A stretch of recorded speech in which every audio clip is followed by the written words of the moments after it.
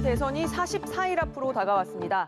시시각각 변하는 대선 현장 상황 전해드리는 대선 상황실 시작합니다. 2달 만에 큰절. 자신의 정치적 고향인 경기도 순회 이틀째를 맞은 이재명 후보가 큰절로 일정을 시작했습니다. 공약 발표 전 이렇게 경기도가 지역구인 의원 30명과 함께 단상에 섰습니다. 보통 새를 과시할 때 후보 뒤에 병풍처럼 서는 경우가 많은데 이번엔 아니라면서 이렇게 한꺼번에 큰절을 올렸습니다.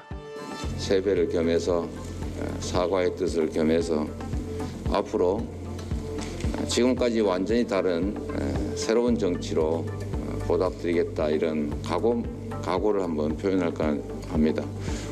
큰절 이후엔 사과, 반성 그리고 호소가 이어졌습니다. 진보 세력의 핵심적인 가치라고 할 수 있는 공정의 측면에서 많이 부족했다. 정말로 겸허한 자세로, 낮은 자세로 오로지 국민만을 위해서 맡겨진 권한을 행사하려고 했는지 반성하는 것이 맞습니다. 더 나은 변화를 선택해야 합니다. 이 선거 때 나오는 정치인의 큰절은 지금이 위기 상황이란 걸 보여줍니다. 어제 오늘 발표된 여론조사에서 윤석열 후보가 우세한 상황.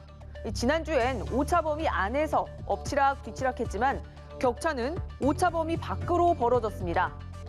지난 5주간 추세를 보면 윤 후보는 꺼졌던 지지율을 회복한 뒤 상승 추세, 그리고 이 후보는 40대 초반에서 하락 후 정체 상태입니다.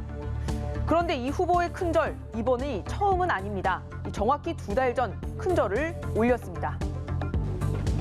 변화되고 혁신된 새로운 민주당으로 거듭나겠다는 의미로 제가 사죄의 절을 한번 드리도록 하겠습니다.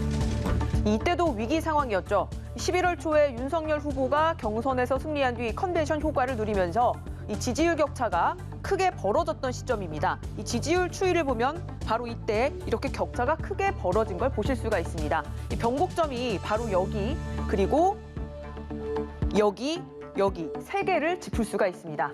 당시 이재명 후보와 함께한 의원들은 큰절하지 않고 90도로 허리를 굽혔는데요. 오늘은 다 함께 큰절했다는 건 위기감이 더 커진 거라고 볼 수 있겠죠. 이 선거 끝까지 누가 절박하고 진실한가의 대결이고 2달 전엔 사무총장 등 주요 당직자와 선대위 핵심 보직 의원들이 총사퇴하며 쇄신의 속도를 냈습니다. 이번엔 이재명 후보의 최측근 7인회 의원들이 이 후보가 대통령에 당선되더라도 임명직을 맡지 않겠다고 선언했습니다. 저희부터 기득권을 내려놓겠습니다. 이재명 후보가 소위 측근이라 불리는 사람들에게 둘러싸여 그들만의 국정 운영을 하게 되는 모습을 국민 누구도 원치 않으시리라 믿습니다. 윤석열 후보의 윤핵관 논란을 저격하기 위한 이중포석으로 보이는데 7인회의 임명직 포기 선언은 25년 전이죠. 1997년 9월 15대 대선을 앞두고서도 똑같은 일이 있었습니다. 김대중 전 대통령의 최측근인 권노갑, 한화갑 전 의원, 그리고 서른 의원 등 동교동계 핵심 인사 7명이 어떤 임명직에도 나서지 않겠다는 공동선언문을 낸 겁니다. 유심히 살펴보면 비슷한 패턴인데요. 윤석열 후보도 물론 큰절한 적이 있습니다. 새해 첫날 이렇게 신발까지 벗어놓고요. 저부터 바꾸겠습니다. 함께 바꿉시다. 제가 우리 선대위를 대표해서 국민께 절을 올리겠습니다. 그 이유 바로 이걸 보면 알 수 있을 겁니다. 이 추이를 보면 정치인의 큰절이 효과가 있습니다. 윤석열 후보의 큰절 이후 지지율이 이렇게 상승하는 추세고요. 이재명 후보의 큰절 이후엔 어땠을까요? 역시 지지율이 상승하는 추세를 보실 수가 있습니다. 네, 2번째 키워드로 가봅니다. 효자, 호소인. 오늘 국민의힘에서 이런 논평이 나왔습니다. 효자, 호소인 이재명 후보의 엄마 탓.